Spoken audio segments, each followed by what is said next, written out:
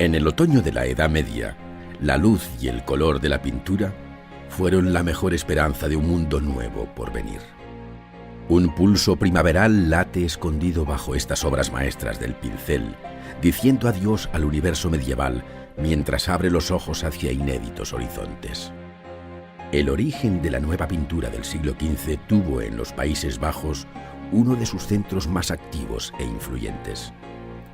Desde el norte brumoso, la pintura de los llamados primitivos flamencos se extendió hacia el sol del mediodía, imponiendo su visión realista del mundo a la vez que sirvió de fecundo fermento a todas las escuelas pictóricas, con la excepción de Italia. La moda del arte flamenco se hizo acompañar por la nueva técnica al óleo sobre tabla, desbancando por sus ventajas al viejo procedimiento de la pintura al temple.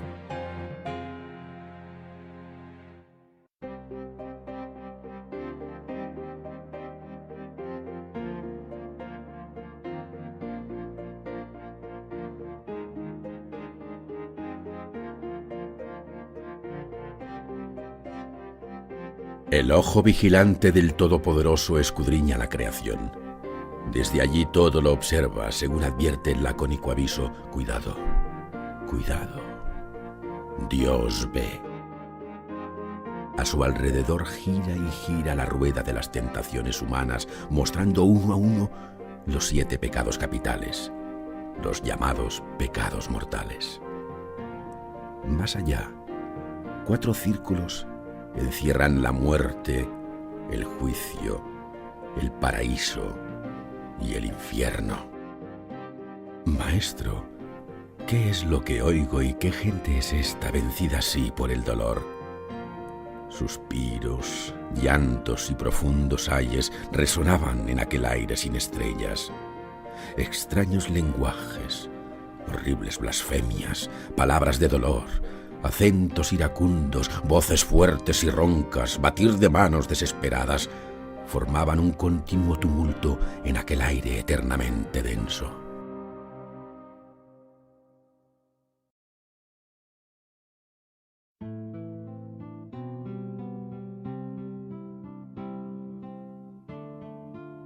Los países de la Europa del siglo XV recién nacidos a la Edad Moderna obligaron a los artistas a moverse entre el medievalismo y el Renacimiento, soportando así el arte una de las más fuertes crisis que se hayan dado en la historia del pensamiento. Por ello, la obra pictórica delató un sentimiento de ansiedad ante el deseo a veces frustrado de dominar las nuevas fórmulas de representación. Algunos de aquellos pintores supieron enarbolar la batuta de los nuevos tiempos sin concesiones, mientras que otros se esforzaron en salvaguardar con su arte aquel incisivo espíritu moralizante del pasado.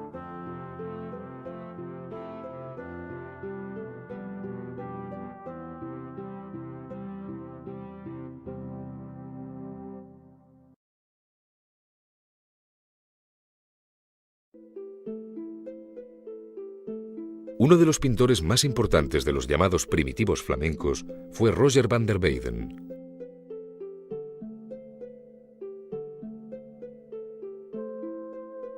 Nació en 1399 en la ciudad de Tournois, en la actual Bélgica, y se formó con Robert Campin, con quien trabajaba en 1426, llegando a casar con una sobrina suya.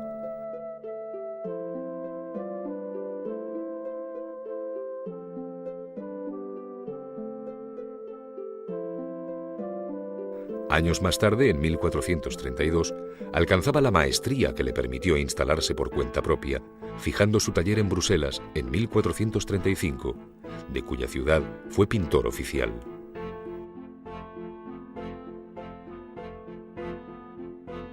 Hizo un viaje a Roma en 1450 y después de haber dejado una importante y cuidada obra, cuya admiración no ha hecho sino crecer con el tiempo, murió en 1464.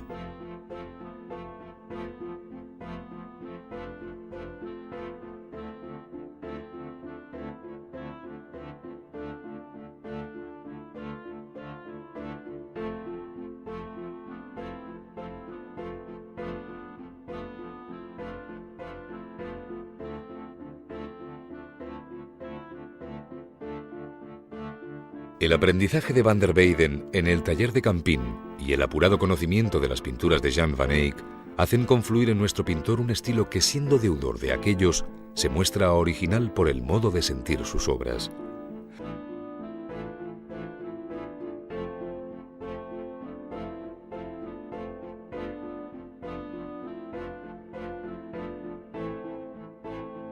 En efecto, Van der Weyden siguió las composiciones, modelos y realismo de Van Eyck y Campin, pero supo añadir un sentimiento de contenido dramatismo, con algo de teatral puesta en escena que resulta original y propio.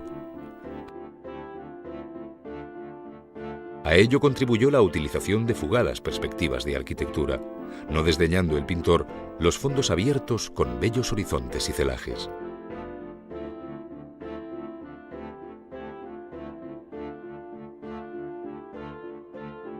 Las estudiadas actitudes de sus figuras, que en ocasiones repiten idéntica posición, la callada nobleza de sus rostros y las extraordinarias manchas de color rojos y azules especialmente, que tiñen las ropas con sus interminables pliegues, son algunas de sus características.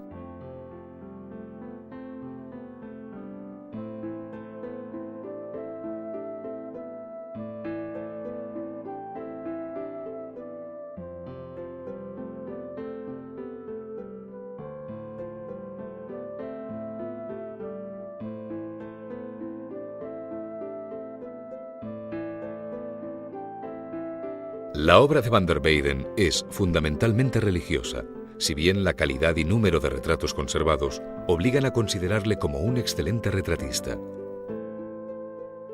Son universalmente conocidas sus versiones de la Anunciación o de la Virgen con el Niño, cuya serena belleza y reprimida alegría contrastan con el dolor y llanto de las escenas de la Pasión en los episodios de la Crucifixión, Descendimiento y la Piedad.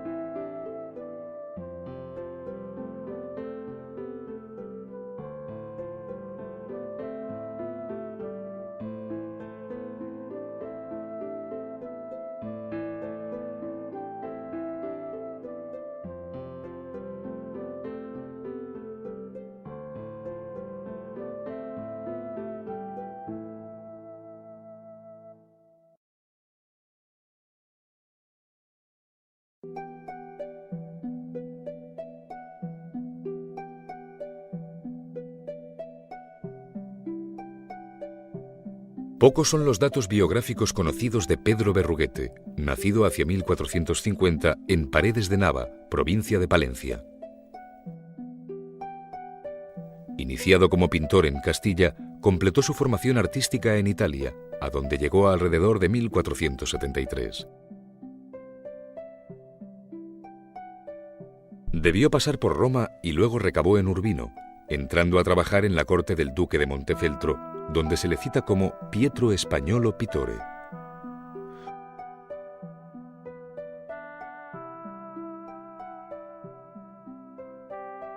Unos 10 años más tarde regresa a España, estableciendo su taller en Paredes de Nava.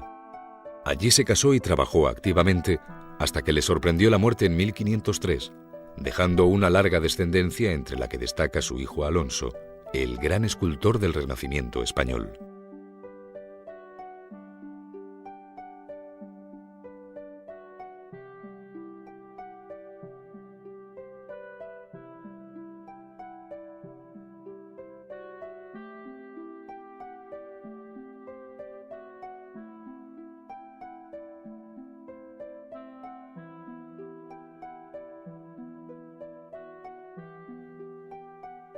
Estilísticamente, Berruguete se movió entre el último goticismo, fuertemente influido en Castilla por la pintura flamenca, y las primeras novedades de gusto renacentista aprendidas durante su estancia en Italia. Dentro de estas coordenadas se observa en el pintor una fuerte personalidad, sobre la base de un exigente dibujo subyacente bajo el color y de un vigoroso modelado. Medievalismo y modernidad se acusan constantemente en su obra, pues si por una parte incluye ricos paños de oro como fondo para cerrar el espacio, en otras ocasiones da paso a profundas visiones en perspectiva con amplios paisajes.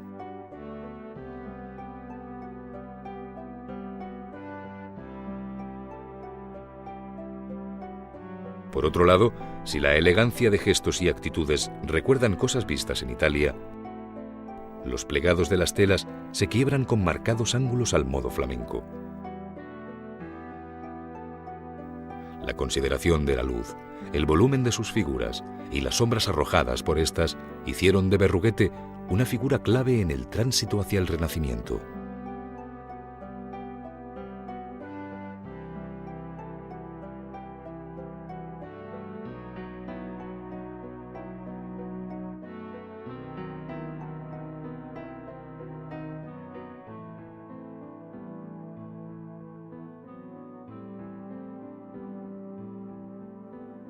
Durante la estancia de Berruguete en Italia, terminó la serie de retratos de hombres ilustres, iniciada por el pintor flamenco Justo de Gante en el Studiolo del duque de Urbino. Allí retrató al duque Federico de Montefeltro y a su hijo Guidobaldo, componiendo una de las imágenes más características de la pintura cuatrocentista italiana. Al regresar de Italia, hizo algunos para la Catedral de Toledo, hoy perdidos, instalándose en Paredes de Nava, para cuya iglesia de Santa Eulalia pintó su retablo mayor. A este siguieron otros retablos como el también mayor de la Catedral de Ávila y las pinturas hechas para el convento de Santo Tomás, igualmente en Ávila.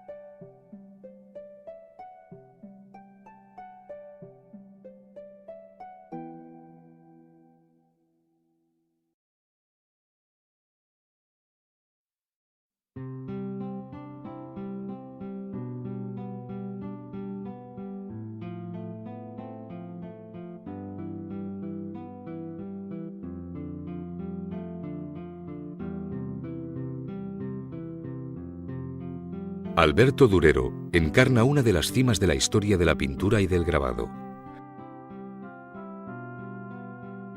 Nacido en Nuremberg en 1471, trabajó en el taller de su padre, que era orfebre, hasta que pasó al del pintor Wohlgemuth. Fue un incansable viajero por la Europa pictórica de su tiempo, de tal forma que después de recorrer las ciudades de Colmar, Estrasburgo y Basilea, fue a Italia en 1494 y 1505, visitando en Venecia a Giovanni Bellini.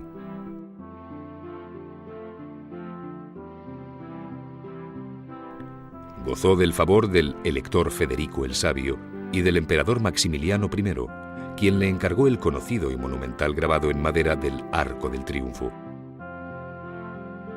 En 1520 inició un largo viaje por el Rin y Países Bajos, del que se conserva un interesante diario en el que se recogen los nombres de pintores que conoce, como Metzys y Patinir en Amberes y Van Orley en Bruselas, entre otros. Allí tuvo la ocasión de admirar las pinturas de Van Eyck y de Van de Weyden. Conoció y retrató a figuras singulares de su tiempo como Erasmo de Rotterdam. Su preocupación teórica le llevó a escribir un tratado de pintura que no llegó a publicarse, aunque sí conocieron la luz sus dos tratados sobre fortificación y medidas, que se publicaron en Nuremberg en 1525 y 1527, en cuya ciudad falleció al año siguiente, en 1528. A los pocos meses salió de la imprenta su obra póstuma, Los 4 libros de las proporciones humanas.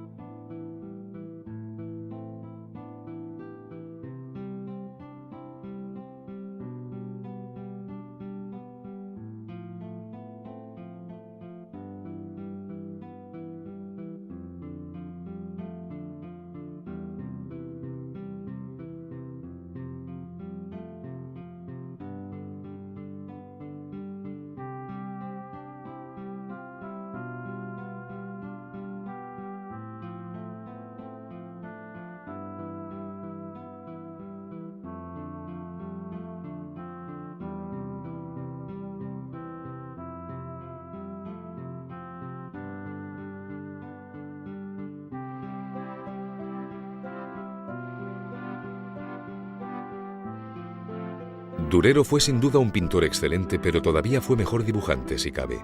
Su dominio y talento para expresar con unos trazos no solo la forma aparente de las cosas, sino su interna esencia, no tiene igual en la historia del arte. Ello se ve en sus numerosos grabados, pero se aprecia igualmente en su pintura, sólidamente construida sobre una firme base de dibujo al que se supedita el color.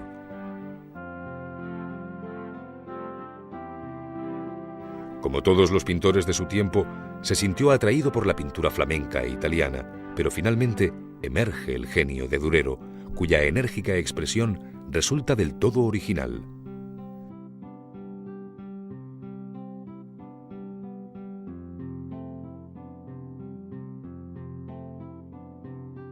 La tendencia a la monumentalidad, las figuras llenas, ropajes al modo flamenco, elegancia italiana, realismo gotizante y renaciente idealismo se dan cita en sus originales y cuidadas composiciones.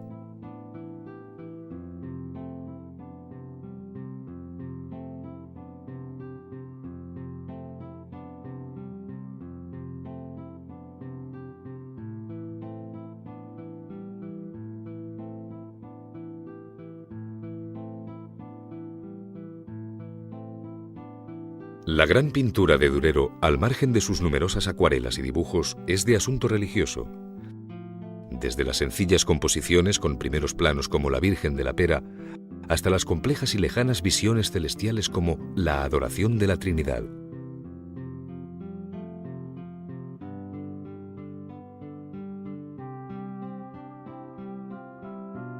Durero fue igualmente un retratista de excepción, siendo muy conocidos sus autorretratos, en los que se ve el deseo de ahondar en el plano psicológico más allá del aspecto físico.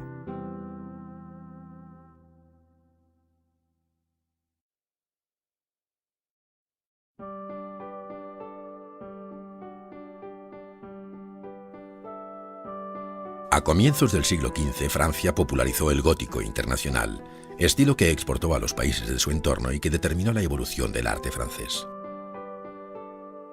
Durante la segunda mitad, en cambio, fue la escuela flamenca la que se enseñoreó de la pintura europea, a la que fascinaron aquellos espacios cotidianos con los que se arropaban los sólidos personajes sagrados. Universo pictórico que acabaría atrayendo hasta la propia Italia, la cual llegó a dejarse influir por aquel sutil espíritu dramático de los Países Bajos.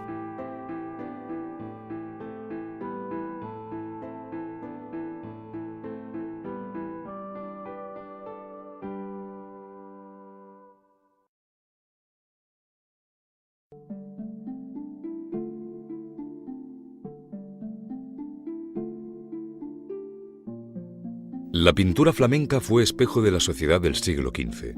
Cultivó el realismo mezclando para ello la vieja miniatura con la nueva técnica del óleo. Brillos y texturas recrearon las calidades, mientras un somero estudio de la perspectiva proporcionaba a las figuras un universo pictórico creíble. Los colores intensos y profundos, propios de las medias luces de aquel clima, brillaban como esmaltes sobre las tablas que iban pintadas en técnica mixta, al temple y al óleo. Y tanto las escenas religiosas como las profanas solían mostrar interiores de muy rica decoración, a los que se asomaban paisajes luminosos y delicadamente perfilados.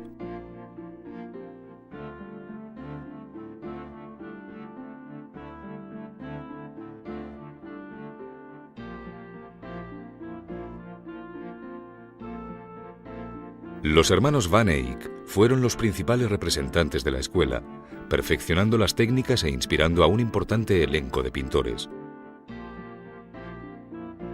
A ellos debe añadirse el nombre de Robert Campin, conocido como el maestro de Flemal, con una distinta visión de la realidad pictórica, mientras que su discípulo Van der Weyden interpretó magistralmente el dramatismo, otorgando una cadencia casi musical a sus composiciones. Otros pintores como Hans Memling o Dietrich Bouts atendieron especialmente a la delicadeza y elegancia de las formas.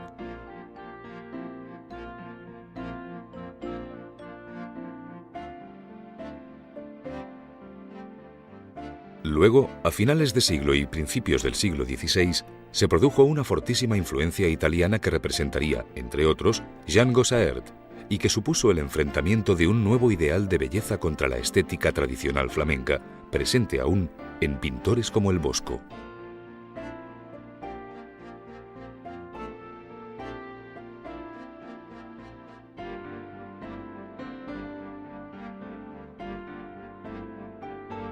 El Políptico de San Bavón de los Van Eyck es, sin duda, la obra cumbre de la escuela. Pero el estilo contó con otras muchas piezas maestras, como el Descendimiento de Van der Weyden o La Justicia de Otón de Dierik Bouts, obras realizadas todas ellas en tablas de gran tamaño, no desmereciendo en virtuosismo las escenas pintadas de los pequeños trípticos, como la delicada Santa Bárbara del maestro de Flemal.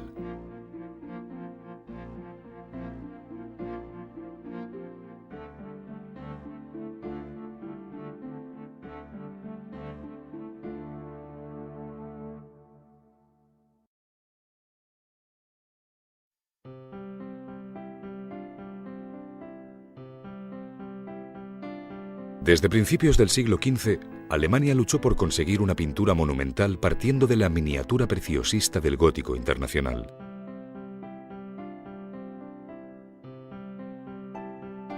Por otro lado, no podía gestarse un estilo ajeno a la fuerte tradición realista dominante en la zona, partícipe incluso de la estética de lo feo y semilla de un nuevo y singular expresionismo pictórico. Tanto Alemania como Austria, Checoslovaquia y Suiza propiciaron la influencia flamenca primero y la italiana después, para, al final, ver una generación de pujantes maestros, coetáneos de los grandes pintores del Renacimiento en Italia.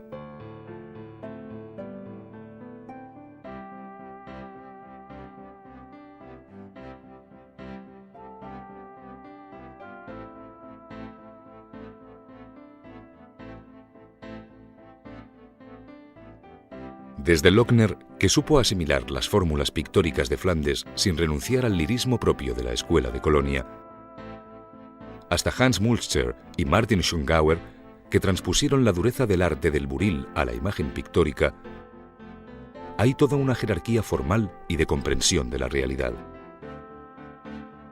Se dieron figuras como la de Conrad Witz y su Universo luminoso, o Hans Holbein y su ensamblaje de la tradición gótica con la Ars Nova flamenca. Pero sobre todo, la excelencia de la pintura alemana se debería a la originalidad de artífices que, como Lucas Cranach, nacieron ya en el ocaso del siglo y salpicaron sus obras de intención, ironía y crítica. Así nos impresiona el intimismo dramático de Matthias Grünewald, mientras nos sorprende esa viril poética de Alberto Durero, con la que se elevó el arte alemán a una de las más altas cotas de su historia.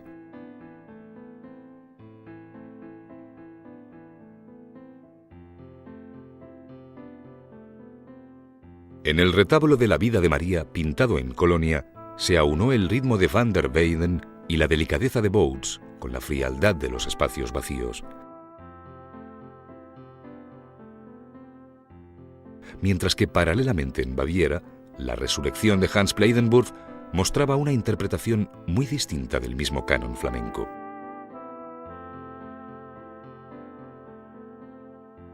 Partiendo de ese mismo tronco, la pintura tardía de Lucas Cranach, como esta de Venus y Cupido con el panal de miel, se fue transformando en burlona y sensual, con una morbosa poética inconfundiblemente germana.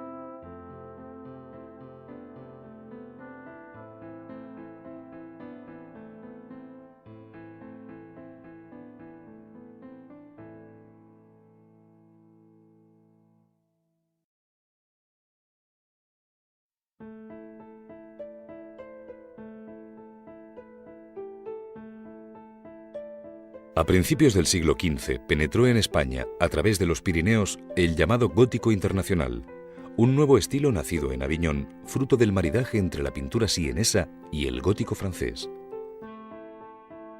Esta fórmula pictórica, muy decorativa, elegante, cortesana, amable y un tanto blanda y amanerada, encontró terreno abonado en Aragón y Cataluña, donde los pintores, tan arraigados desde antaño en la estética italiana, comprobaron que la antigua delicadeza sienesa y el moderno preciosismo francés estaban destinados a entenderse.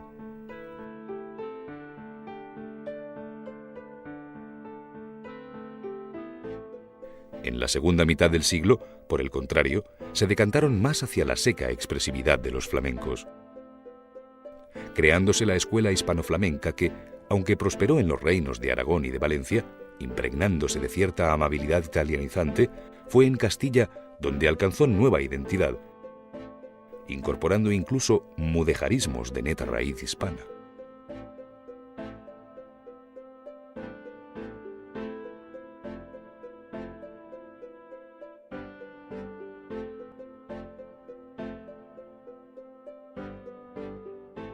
Bernardo Martorell, pintor del gótico internacional, aportó al estilo un minucioso afán narrativo, creando una escuela que convivió muchos años en Cataluña con la nueva corriente flamenca. Esta penetró muy tempranamente allí de mano de Luis Dalmau, siendo posteriormente reinterpretada por Jaime Huguet. En Castilla, Nicolás Francés y Nicolás Florentino representaron la estética del gótico internacional, aunque los grandes maestros como Fernando Gallego cultivaron el estilo flamenco, al que aportaron un singular desgarro dramático y un gran vigor expresivo.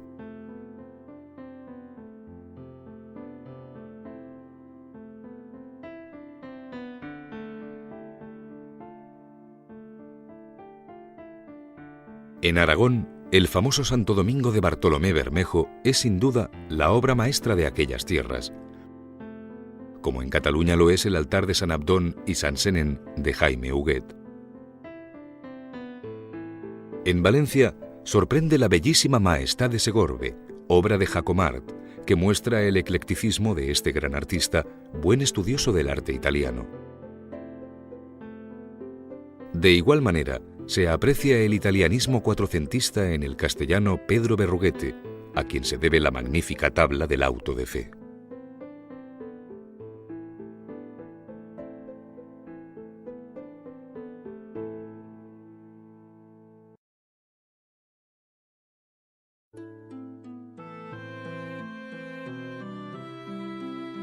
La pintura del siglo XV, nacida del oscuro simbolismo medieval, evolucionó ayudando a crear la nueva idea del mundo. La antigua trilogía del demonio, el mundo y la carne fue dejando paso a un concepto filosófico concatenado de Dios, hombre, pecado, muerte y redención. Esos habían de ser los grandes temas de la pintura: el hombre en su minuciosa realidad y Dios compartiéndola algunas veces sin dejar de dominarla nunca. Complejo universo pictórico el de los artistas del siglo XV que trabajaron y aún vivieron con la mente en el futuro y el sentimiento en el pasado.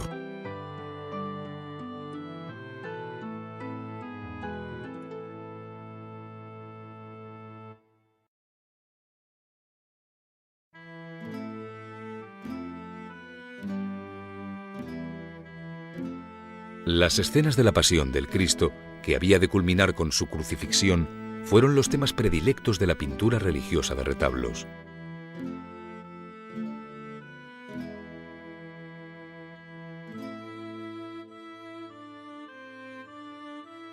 Desde su entrada en Jerusalén, se representa en ello cuanto el Cristo vivió en aquellos días. La expulsión de los mercaderes del templo, la traición de Judas, la última cena, el prendimiento,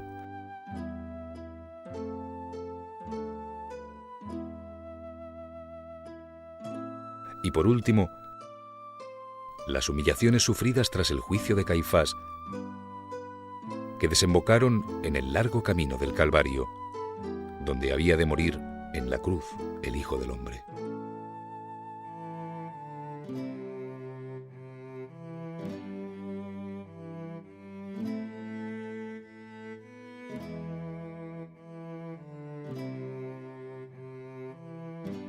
El artista del siglo XV no se limitó a reproducir a la Virgen en las escenas tradicionales del nacimiento y de la Epifanía, sino que reflejó la veneración que María despertaba en los creyentes incidiendo en pasajes en los que el protagonismo era ya totalmente suyo, como en la Anunciación o la Piedad.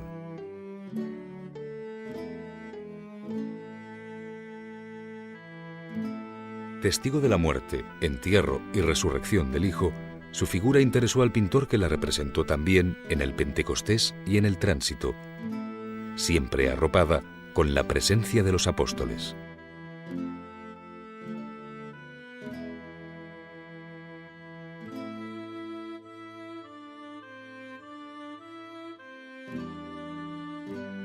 Además de los ángeles, toda una legión de santos mártires acompañan a los personajes sagrados y conforman el universo religioso del siglo XV.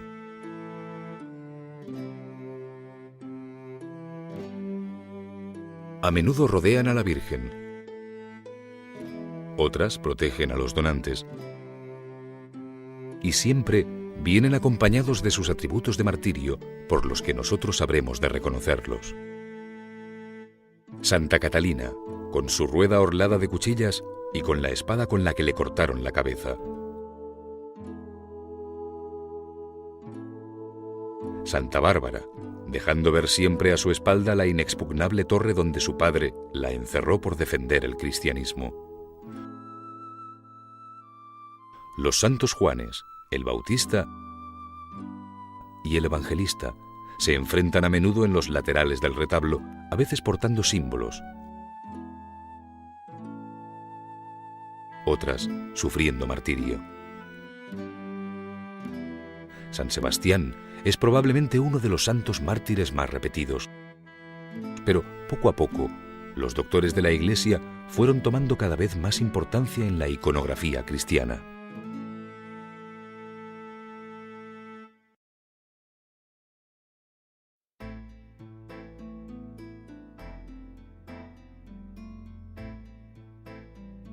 El retrato como representación fiel del individuo parte de la tradición goticista del donante, el cual, como patrocinador de la obra, es observador y a veces partícipe de la escena religiosa. De ahí se pasó al retrato directo y sin pretexto pictórico alguno de nobles y burgueses, y también de reyes, cancilleres y prelados, aunque en ocasiones se hizo de manera sibilina, disfrazando de falso fervor religioso un acto de clara vanidad humana. A veces, el retrato masculino remite a personajes cuya mejor prenda es su propia valía. Así vemos reflejados sabios, arquitectos y hasta el propio reformador Martín Lutero. Las mujeres, por su parte, se asoman muy escasamente a los cuadros, lo que no impide que existan bellísimos retratos de jóvenes y adolescentes, y sobre todo de niños y niñas mucho más desenfadados, cuya mirada no deja nunca indiferente al espectador.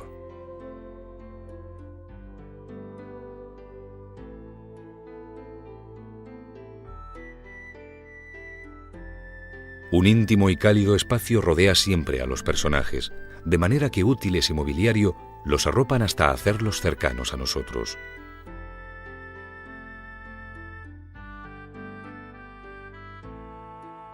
La luz resbala por las paredes, penetrando por ventanas a las que suele asomar un minucioso paisaje, tan aparentemente real como los interiores y tan detallado como ellos.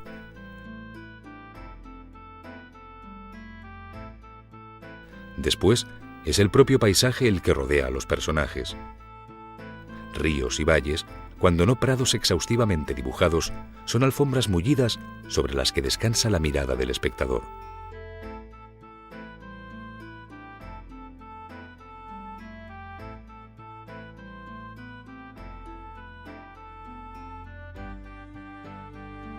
Al fondo, la ciudad, como linde y espacio habitado, es la suma expresión de la actividad humana.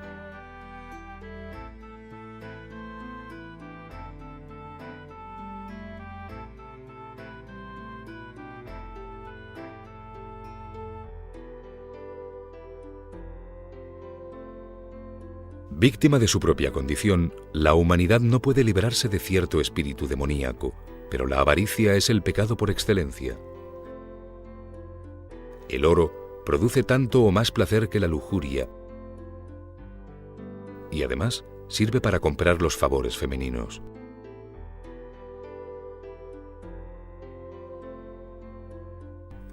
La pintura del siglo XV se burla de esta condición humana y condena a la mujer, en la que ve la perdición del hombre, porque la considera tan avarienta y tan lujuriosa como él, acusándola además de vanidad y de astucia, según encarnan Judith y Salomé. Por quienes puede decirse que perdieron en verdad la cabeza Holofernes y el Bautista.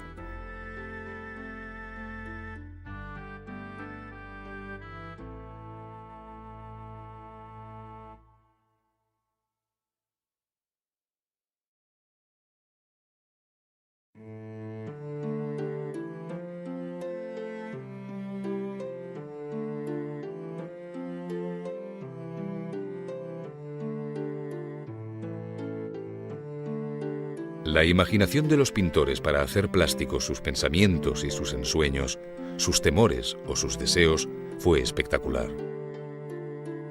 De verdadero arte surrealista ha llegado a calificarse esta habilidad para escapar del mundo real al mundo de la imaginación y hacerlo creíble, es más, hacerlo casi habitable.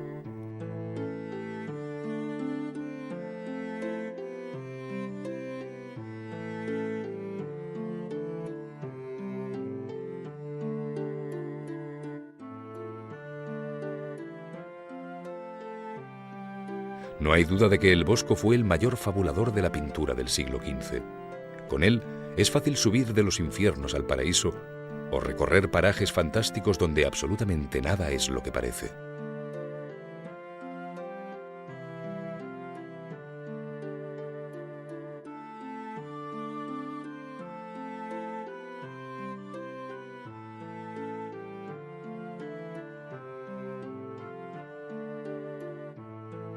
El placer hedonista y el disfrute del cuerpo aparece con frecuencia en la pintura del siglo XV. Para unos es la crítica moralista de lo pecaminoso, para otros la nostalgia de un tiempo de feliz inocencia, anterior al pecado original.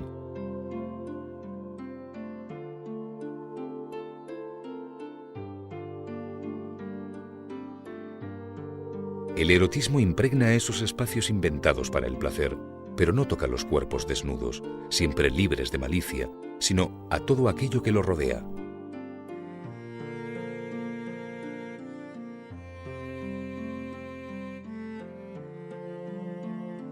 Fuentes, espinas y peces como símbolos fálicos. Frutos jugosos como alegoría de los órganos sexuales. Agua y cántaros como símbolo del amor y del derramamiento. Transparencias que evocan la fugacidad del placer y un sinfín de elementos sugerentes que intuimos relacionados con el deseo del juego sexual. Las cancioncillas atrevidas y los refranes populares inspiraron estas curiosas escenas, a veces burlescas y a veces también perversas.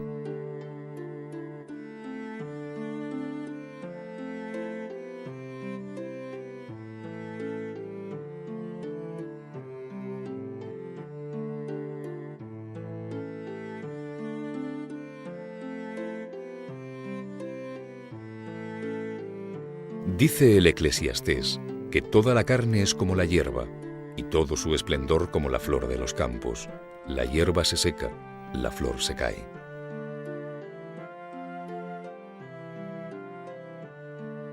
La fugacidad de la vida es su mayor absurdo y por ello, en el universo pictórico del siglo XV, no se referencia el tiempo ni el espacio, ni se distingue entre lo real y lo soñado.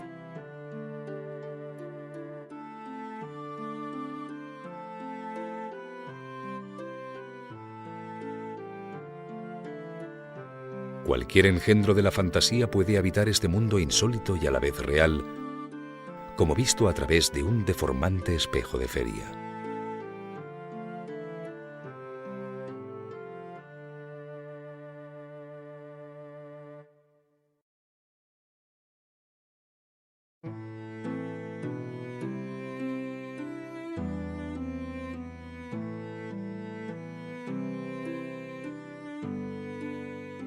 Las pinturas del siglo XV realizadas sobre el rígido soporte de la tabla fueron incorporando poco a poco la técnica del óleo, a la que se añadieron barnices y veladuras para matizar las transparencias y aportar un brillo de esmalte a las superficies. Las tablas se ensamblaban unas con otras formando retablos, trípticos y polípticos que a menudo desarrollaron complejos programas iconográficos, haciéndose eco en sus temas de los grandes problemas que suscitaban los teólogos.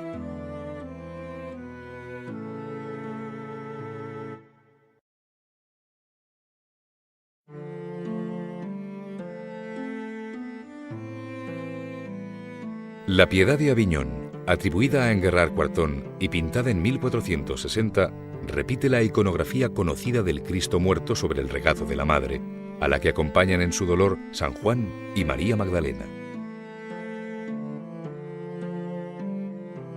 La Virgen adora el cuerpo del Hijo, resignada a un destino que conoce desde siempre.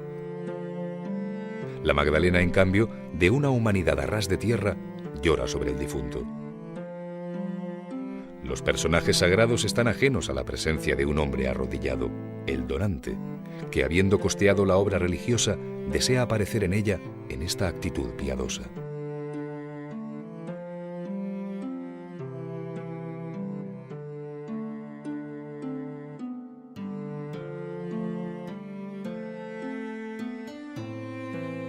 La Piedad de Aviñón nos ilustra magistralmente sobre cuál fue el espíritu de la pintura del siglo XV.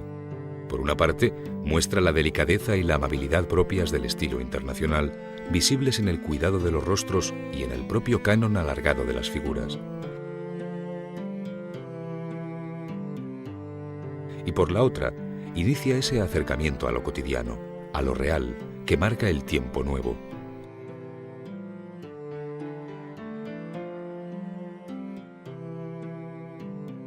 La secuencia de los tres rostros masculinos es más elocuente que las palabras. El del Cristo, con la eterna belleza de la simplicidad suma. El de San Juan, más humano y más sólido, pero no menos idealizado. Y por último, el del donante, hombre de carne y hueso, en el que por encima de su expresión piadosa están presentes las huellas del vivir. El cuadro es de una gran elegancia compositiva, basándose en la estética musical de la compensación de las formas y de la delicadeza de la línea sinuosa. San Juan y la Magdalena arropan a la Virgen y al Cristo protegiéndolos con un blando paréntesis. El oro del fondo nos deja ver el gran templo de Jerusalén, al cual se identifica con los santos lugares pintando el perfil de la media luna del Islam. Nada distrae la emoción de los personajes, ni siquiera el donante, al que se desvincula de la escena, apartándolo de la atmósfera densa con que se impregna el resto del cuadro.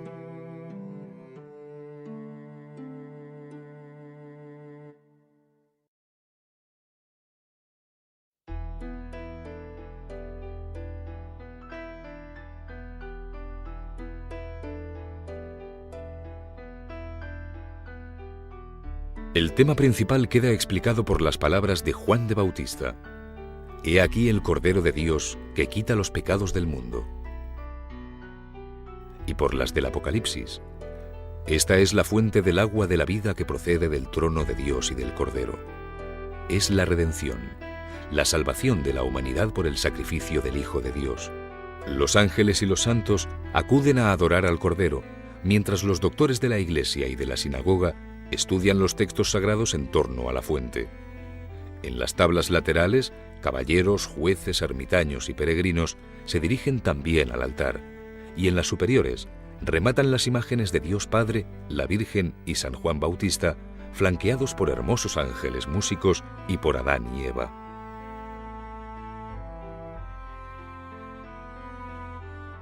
Al cerrar el políptico, las figuras sagradas se convierten en esculturas pintadas, respetando solo el color en los retratos de los donantes, los esposos Jos Wicht y Elisabeth Borlud, protegidos por las efigies de los dos santos Juanes, el Evangelista y el Bautista, a quien se pensó consagrar en su día el templo, hoy dedicado a San Babón.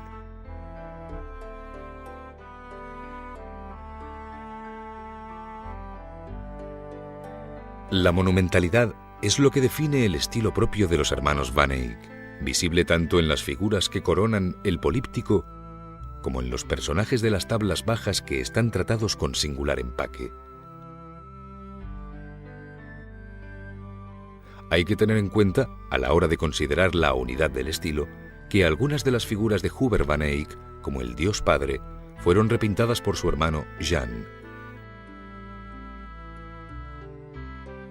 Y debe también hacerse constar que la tabla original de los jueces justos fue robada en 1934, siendo esta copia de aquella hoy en paradero desconocido.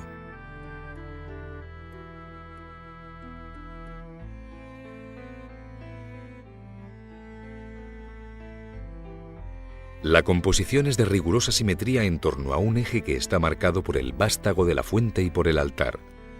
Los grupos de personajes, ubicados en los 4 vértices de la escena, generan un vacío tenso en torno al Cordero. Ayuda a esta fuerza centrípeta la graduación cromática del suelo y una densa arboleda con naranjos y granados que Jan había visto probablemente en España.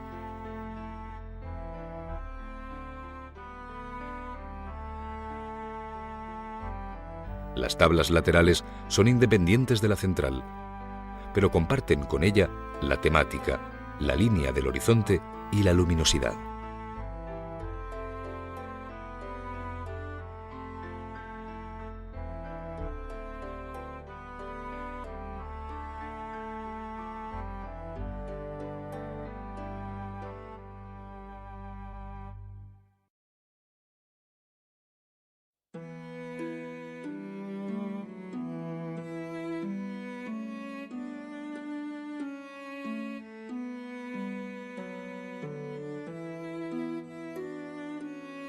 Pintado ya en los albores del nuevo siglo, en 1508, el altar de Isenheim es la obra maestra de Grünewald.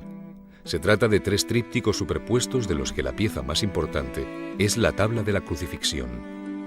El tema es expuesto con la clara intención de crear un simbolismo de redención, haciendo que el lugar habitualmente ocupado por San Juan sea usurpado en esta ocasión por Juan el Bautista, rompiendo con ello no solo la iconografía habitual, sino el respeto a la cronología, porque Juan el Bautista fue decapitado antes de que el Cristo sufriera martirio.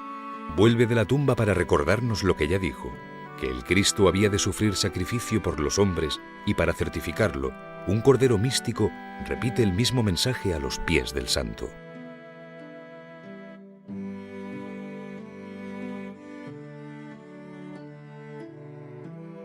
Grünewald muestra aquí la terrible expresividad descarnada de su pintura, que ha llegado a ser tachada de expresionista. Nos narra un drama, el de la crucifixión, que por repetido parecía haber perdido su garra en la iconografía cristiana. Los Cristos de Grünewald son siempre espeluznantes, con las manos engarfiadas como arañando al cielo, con los codos dislocados y los pies retorcidos hasta romper las rodillas.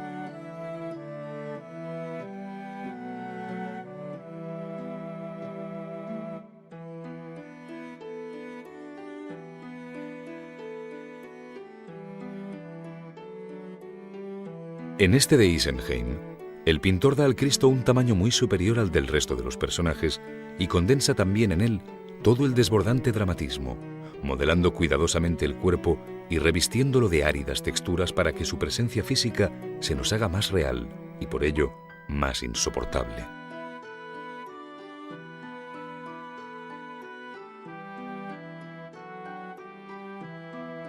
Más que marcar un eje, el Cristo parte la escena en 2. A un lado se agrupan San Juan, la Virgen y la Magdalena, formando un bloque de movimiento único en curvas paralelas. Al otro lado, el espectro del Bautista recibe una luz plateada sobre su harapienta túnica, la misma luz que recibe el gigantesco Cristo.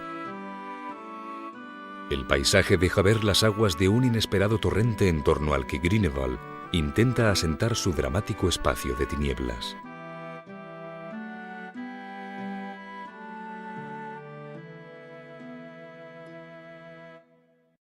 El templo, casa de Dios donde el espacio, al igual que en la pintura, está habitado por sacras imágenes, vírgenes, santos y angélicos coros. Luz que penetra a través de ventanas y maineles, descomponiendo el arco iris de sus vidrieras, como en la Magna Hispalense, aquella catedral que se quiso fuera tan grande que los que la vieran acabada nos tengan por locos. música, pintura, poesía, espejo de dolor y gozo, evangelio del arte, grandeza del modesto pincel que dibuja, pinta, describe y genera vida sobre la tabla inerte.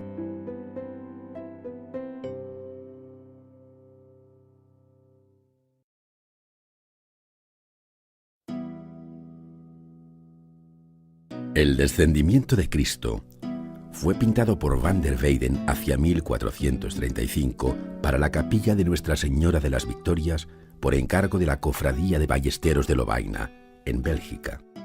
Luego pasó a manos de María de Hungría, hermana de Carlos V, tía de Felipe II y gobernadora de los Países Bajos, colocándolo en la capilla de su arruinado Palacio de Vinche, también en Bélgica. Felipe II admiró tanto esta obra que se encargó una copia al pintor Coxier, pagada por el monarca en 1569, para instalarla en la capilla del Palacio de El Pardo. Más tarde, María de Hungría envió a Felipe II el original de Van der Weyden, colocándose en la sacristía y en la iglesia de prestado del monasterio de El Escorial, de donde pasaría al Museo del Prado en época reciente.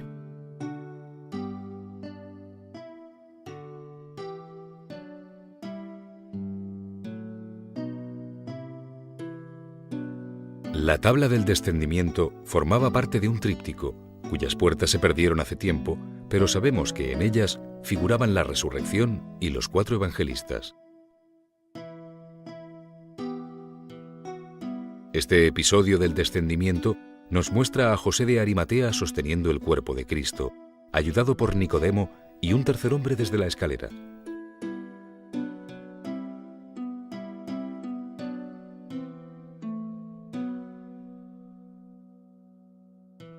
San Juan y una mujer sostienen el cuerpo desmayado de la Virgen María, mientras otra oculta su dolor con un pañuelo.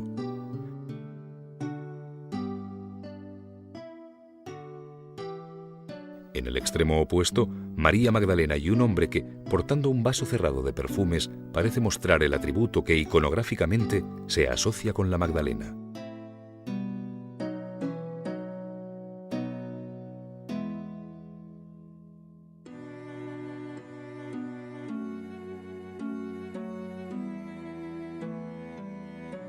Como recoge el catálogo del Museo del Prado, se trata de una pintura al óleo sobre tabla, es decir, de aquella novedad técnica que empezaron a emplear en el siglo XV los primitivos flamencos, por un lado, y los pintores del Quattrocento italiano, por otro.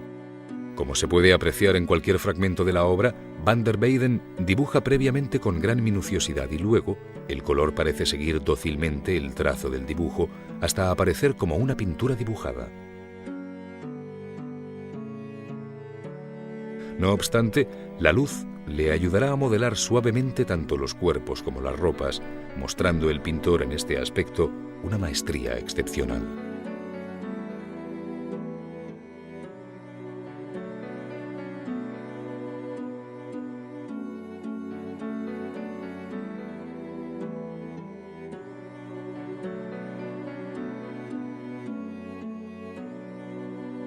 El pintor concibió esta escena como una verdadera representación teatral, cuidando mucho la composición. Como venía afirmando la tradición del teatro religioso medieval, a José de Arimatea le corresponde el privilegio de sostener el cuerpo de Cristo, aunque sin tocarlo con las manos, mientras que Nicodemo lo coge por las piernas.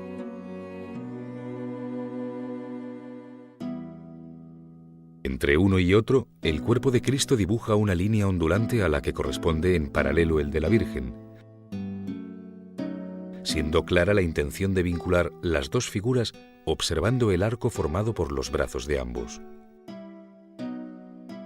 Por otra parte, la cruz, que ha obligado con su altura la parte alta de la tabla, sirve de eje de simetría para el equilibrado reparto de los dos grupos, el de San Juan y el de la Magdalena, siendo uno y otra los curvos paréntesis que cierran lateralmente la escena.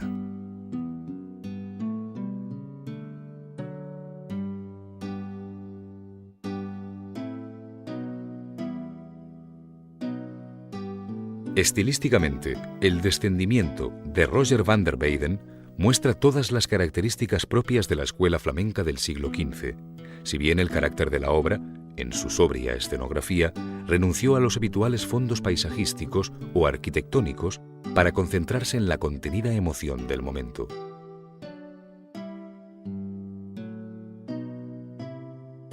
Este hecho y el gran formato de la pintura son los rasgos más singulares frente al resto de la producción del propio pintor. Por lo demás, es coincidente en la sólida visión realista de todo cuanto forma parte del drama aquí representado. Las elegantes figuras, la expresividad de los rostros dentro del general silencio, la elocuencia de las manos, la riqueza de las ropas, los quebrados pliegues, en fin, todo denota la maestría inconfundible de Van der Weyden. Otro tanto cabría decir del manejo del color, con conocidas combinaciones como el blanco sobre azul, las cálidas tonalidades del rojo, la presencia de los verdes. Todo en ejemplar armonía y bajo una luz que se reparte por igual en la escena que tiene como fondo el oro.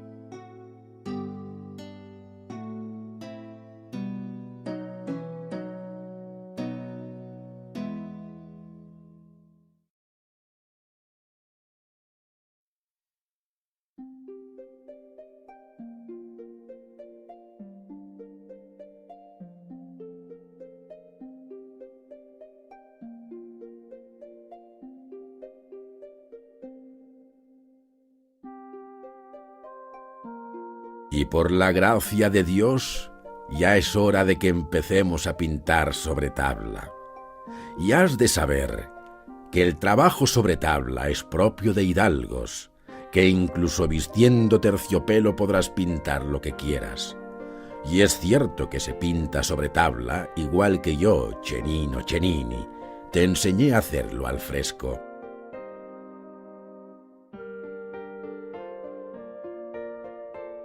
La utilización de una tabla de madera maciza como soporte de la pintura fue común a lo largo de la historia hasta la generalización del lienzo en el siglo XVI.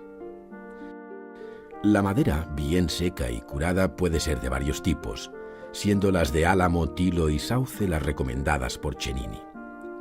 Sin embargo, sabemos que la pintura flamenca y alemana utilizó el roble por su resistencia a la humedad, sin descartar otras especies como el haya, el castaño y el nogal. En ocasiones, la pintura se ejecuta sobre una tabla única, pero lo común es unir varias tablas para alcanzar determinados tamaños. Para ello se unen unas y otras mediante ensambladuras y cola, reforzándose por detrás con distintos tipos de engatillados y listones.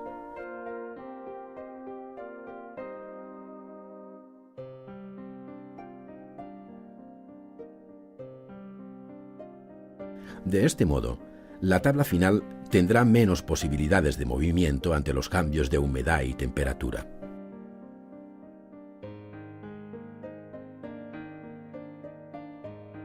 Con el fin de no transmitir la humedad de la tabla a la pintura y de independizar ésta del contacto directo con el soporte, la madera exige una cuidada preparación previa.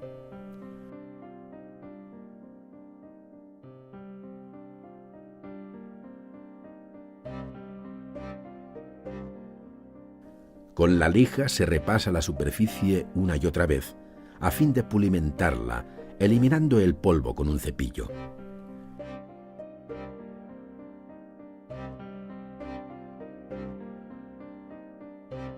Después se dan varias manos de cola a la tabla para luego recubrirla con una serie de capas de yeso, primero de yeso negro o mate sin tamizar, seguida de otras de yeso cernido, procurando que éste mantenga siempre una determinada temperatura para su mejor aplicación.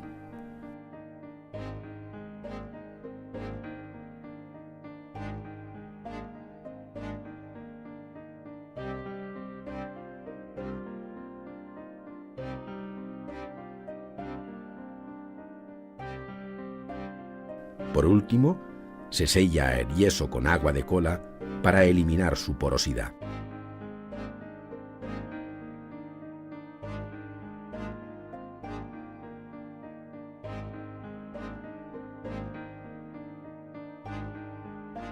Los fondos que se quieren dorar conocerán un proceso más largo conocido con el nombre de embolar, esto es, cubrir aquellas zonas con una arcilla de aspecto graso llamada bol.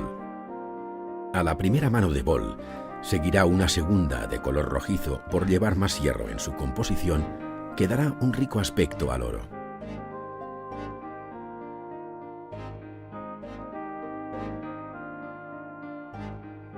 En el siglo XV se daba el nombre de pintura al óleo a la que empleaba cualquier líquido aceitoso extraído de diferentes plantas, especialmente del lino, cuyas semillas trituradas producen el llamado aceite de linaza. Igualmente se utilizó el aceite de nuez, de adormidera y de cártamo, siendo frecuente el uso específico de algunos para la obtención de determinados colores.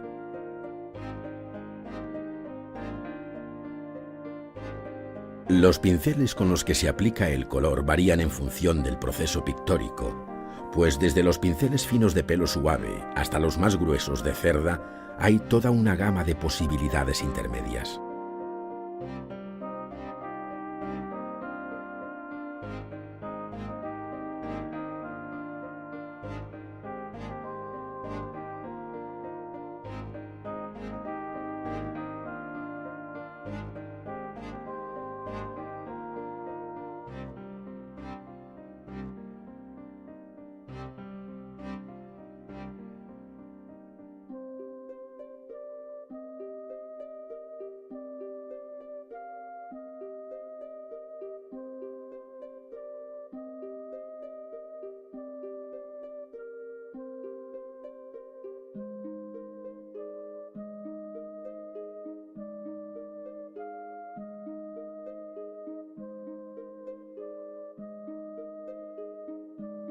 Una vez encajado el dibujo en sus líneas generales, se perfilan los detalles más significativos de las figuras.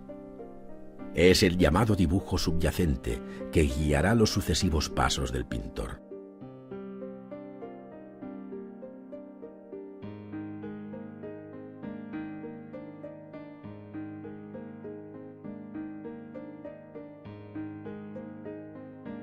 El nombre de subyacente viene del hecho de quedar este dibujo por debajo de una imprimación general sobre la que finalmente se aplica el color.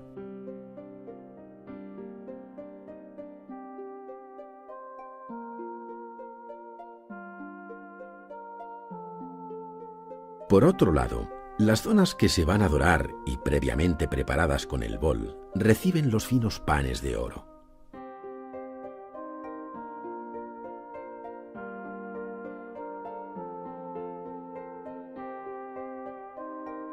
Para ello, el pintor, con suma habilidad, corta en pequeños rectángulos los panes que, con ayuda de la polonesa y un pincel, deposita con sumo cuidado sobre la tabla.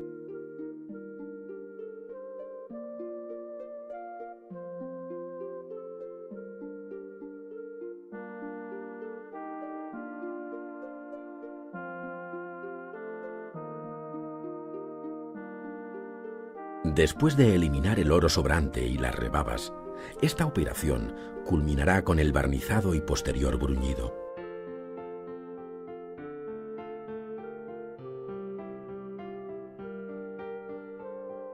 La preparación de los colores exige el amasado y mezcla de los pigmentos con el aceite hasta conseguir la densidad necesaria que, en todo caso, se rebajará luego con disolventes como la trementina. Esta lenta preparación de los colores fue una de las primeras tareas que debían dominar los aprendices, pues de la correcta mezcla y ligazón de los pigmentos con el óleo dependía la mayor durabilidad de la obra final.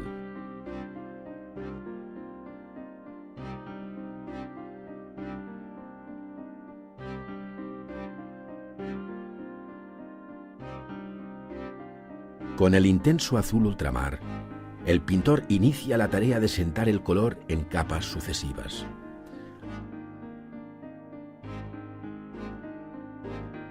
Azul, verde, rojo, marcan la pauta cromática de este fragmento al que se incorpora ya una primera definición de las luces y de las sombras.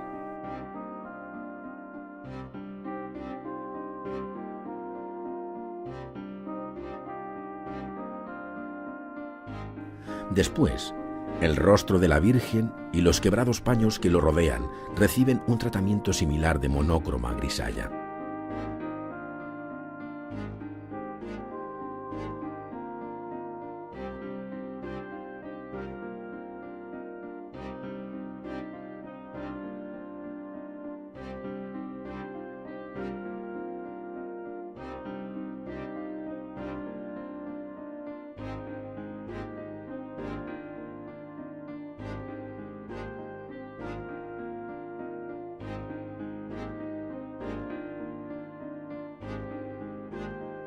El pintor utiliza con frecuencia el tiento, un largo palo terminado en una bola forrada de cuero que apoya sobre la tabla.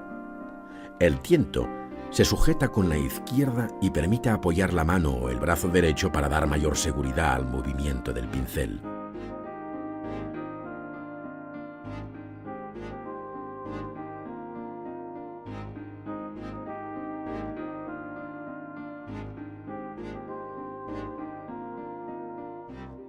Tras reforzar las líneas y contornos más importantes de las figuras y ropas con sus pliegues, se van matizando las zonas sombreadas o que reciben mayor luz.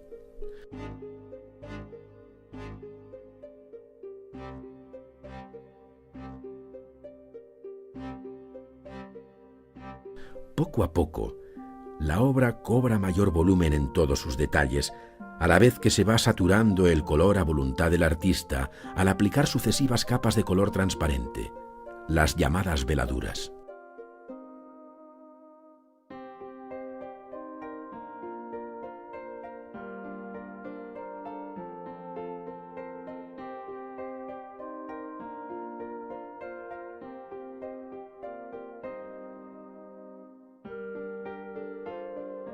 Los labios, los ojos desmayados o las lágrimas que surcan las mejillas de la Virgen evidencian el arte del pintor que introduce paulatinamente diferentes grados de dramatismo y emocional expresividad.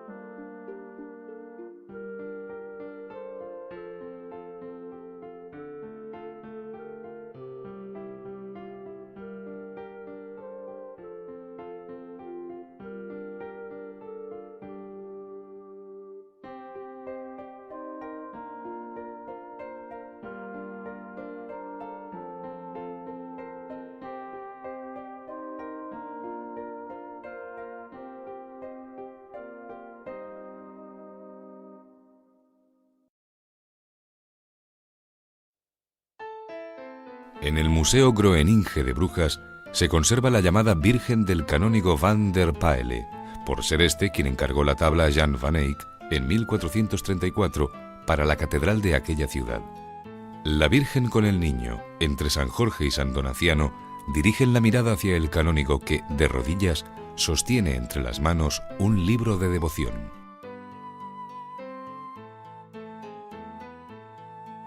Dalmau firmó en 1454 la Virgen dels Consellers para la capilla de la Casa de la Ciudad de Barcelona. Esta obra, actualmente en el Museo de Arte de Cataluña, muestra la influencia de Jan van Eyck e ilustra una página de la historia de Barcelona, al conocerse los nombres de los consejeros aquí protegidos por Santa Eulalia y San Andrés. Jan van Eyck pintó en 1435, por encargo del canciller de Borgoña, Nicolás Rollin, la llamada Virgen de Autun, por haber estado en la colegial de esta ciudad. Es una de sus obras más notables por el estudio de la perspectiva, con todo lo que ésta incluye, y por la familiaridad con que Rollin, como donante, se arrodilla ante la Virgen. El Museo del Hermitage guarda una de las 4 versiones que nos han llegado de San Lucas dibujando el retrato de la Virgen de Van der Weyden. Al interés por la composición y perspectiva se suma el de haberse retratado el pintor en San Lucas. La obra, pintada originalmente sobre tabla, se trasladó a un lienzo para su mejor conservación. El pintor portugués Nuno Gonçalves debió de trabajar hacia 1463 en el Políptico de San Vicente.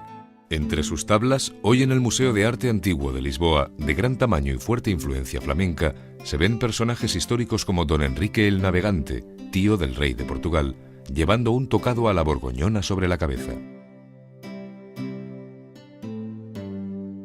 Jean Fouquet pintó hacia 1452 La Virgen con el Niño, rodeada de ángeles, para la iglesia de Melun, hoy en el Museo de Bellas Artes de Amberes.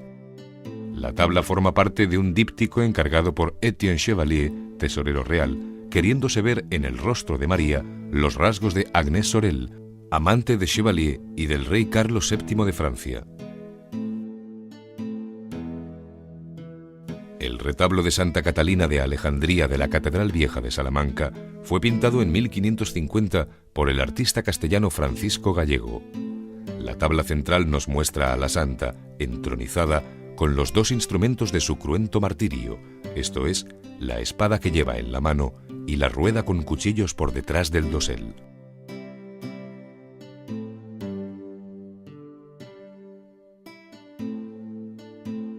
El retrato de Hombre con turbante, que se guarda en la Galería Nacional de Londres, fue pintado por Jan van Eyck en 1433. En él hay que advertir el realismo descriptivo con el que se analiza el rostro, el bello color rojo sobre fondo negro del espectacular turbante, cuyos múltiples y quebrados pliegues adquieren un carácter monumental. Philippe de Croix, señor de Saint-Pie, encargó a Roger van der Weyden este retrato hoy en el Museo Real de Amberes. Su piadosa actitud, con un rosario entre las manos, se debe a que formaba parte de un díptico, en cuya segunda tabla se representa a la Virgen con el Niño, hoy en la colección Huntington de Nueva York. Van der Weyden fue un excelente pintor de retratos, como lo atestigua este Carlos el Temerario, hecho hacia 1460 y actualmente en la Galería Dahlem de Berlín. El oscuro fondo y las negras ropas obligan a centrar la atención en aquellas zonas iluminadas como son el rostro, las manos y el brillante toisón de oro que ostenta sobre el pecho.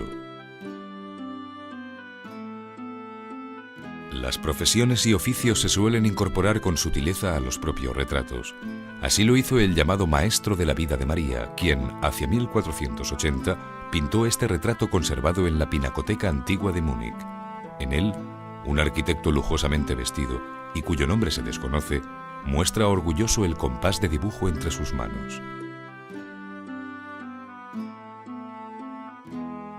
El Maestro de la Vida de María recibe este nombre por ser el autor de un retablo dedicado a la Virgen. El retablo, perdido en parte, se pintó para la iglesia de Santa Úrsula en Colonia entre 1463 y 1480 y hoy se encuentra en la Pinacoteca Antigua de Múnich. A él perteneció la escena del nacimiento de la Virgen, de fuerte influencia flamenca. En el Museo del Louvre se muestra este retrato de Hombre con vaso de vino, debido a un anónimo pintor portugués de la segunda mitad del siglo XV. Resultan verdaderamente notables la melancólica expresión del rostro y la magistral interpretación de los objetos inanimados del primer término, destacando la transparencia del vaso de vino.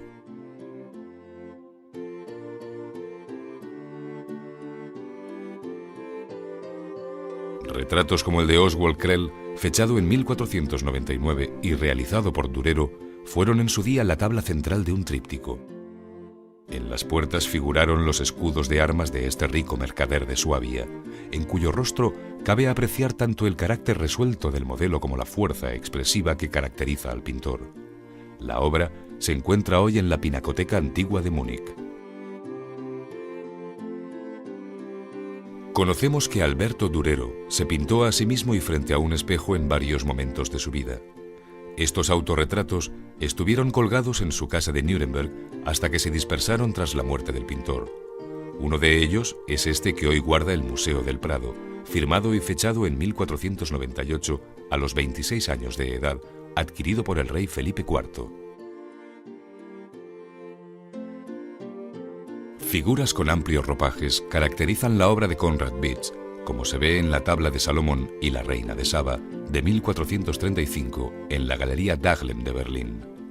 El pintor alude a un texto del Speculum Humanae Salvationis del siglo XIV que dice: como la reina de Saba contempló la magnificencia de Salomón, así el alma humana participará de la magnificencia celeste.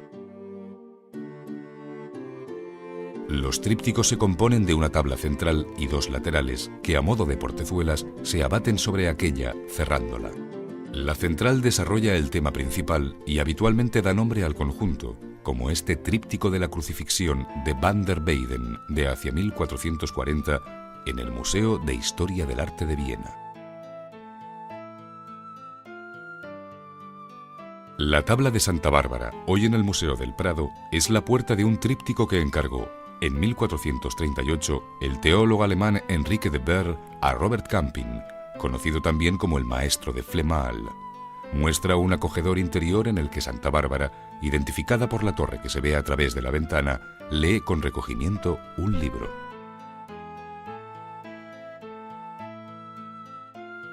En 1452, Roger van der Weyden pintó un tríptico para la familia Brake, por encargo de Catalina de Brabante.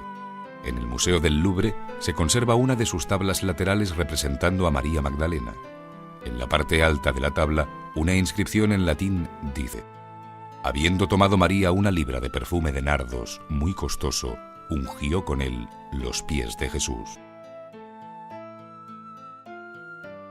Una de las obras de madurez de Hieronymus Bosch, conocido en España como El Bosco, es el tríptico del Jardín de las Delicias, hoy en el Prado.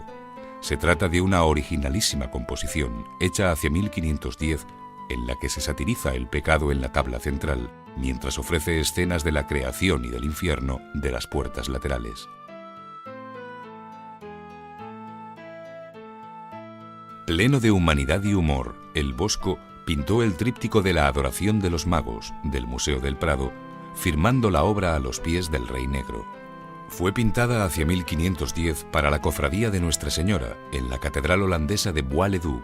San Pedro y Santa Inés protegen a los donantes Pieter Bronkhorst e Inés Boschuis.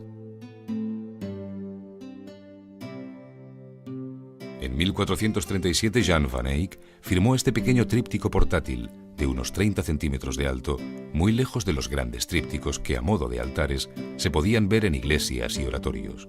Conocido como el tríptico de la Virgen, San Miguel y Santa Catalina por los santos de las Portezuelas, se conserva en la Galería de Pinturas de Dresden. El políptico más célebre de toda la historia de la pintura es el de la Adoración del Cordero Místico, hoy en la Catedral de San Bavón de Gante. La obra, pintada por los hermanos Van Eyck y que aquí se ve con todas sus puertas cerradas, fue encargada por José Wicht y su esposa, que aparecen arrodillados en los extremos. El políptico de San Bavón, que se muestra abierto, fue inicialmente pintado para la desaparecida iglesia de San Juan de Gante. Parece ser que lo comenzó Huberto Van Eyck en 1425, terminándolo su hermano Jan en 1432. La obra conoció luego una vida azarosa de mutilaciones y forzado traslado por Europa, hasta que después de la Segunda Guerra Mundial regresó a Gante.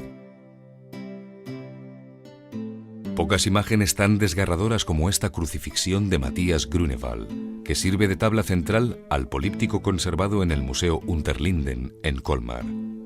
La obra se conoce igualmente como el Altar de Isenheim y fue comenzado en 1508, empleando el pintor entre 5 y 6 años en la compleja realización de este retablo transformable. Entre los sencillos y más sorprendentes dípticos del siglo XV se encuentra este con el retrato de Jerónimo Scheckenbürlen, enfrentado con serenidad a la muerte. Es obra anónima de un pintor suizo al que se conoce como Maestro de Basilea, de 1487, fecha que aparece precisamente en el marco de esta obra conservada en el Museo de Basilea. Muchas tablas góticas hoy aisladas formaron parte en otro tiempo de trípticos cuyas puertas se perdieron. Es el caso de la Adoración de los Magos, pintada hacia 1470 por Hugo van der Goes, autorretratado en la cabeza que, con gorro azul, parece ajena a la escena. Procedente de un monasterio español, se conserva en la Galería Dahlem de Berlín. Roger van der Weyden pintó entre 1455 y 1460 la tabla central del tríptico de la Adoración de los Magos para la iglesia de Santa Columba de Colonia, hoy en la Pinacoteca Antigua de Múnich. Este pintor contribuyó a fijar iconográficamente la escena de la Epifanía, que repite un mismo esquema compositivo y la disposición general de las figuras. La Adoración de los Magos de Hans Memling, que se conserva en el Museo del Prado, perteneció a Carlos V. Fue pintada entre 1470 y 1480 y formaba parte de un tríptico cuyas puertas se conservan en el mismo museo madrileño. Todas las cabezas son de una calidad excepcional, queriendo verse en las de los reyes los retratos de Carlos el Temerario y Felipe el Bueno. La Cofradía de Carpinteros de Amberes encargó a Quintín Metzys un gran tríptico para la catedral, hoy en el Museo Real de esta ciudad. La obra se pintó entre 1508 y 1511 y a ella corresponde esta escena del entierro de Cristo. El pintor puso especial acento en la acción dramática a través del movimiento y la expresión de los rostros. La Fiesta del Rosario de la Galería Nacional de Praga es una obra realizada por Durero en 1506 durante su estancia en Venecia. Se trata de un encargo de la Cofradía de Mercaderes Alemanes para la iglesia de San Bartolomé, habiendo empleado el pintor 5 meses en su ejecución, según dice el papel que, en el cuadro, Durero sostiene en las manos.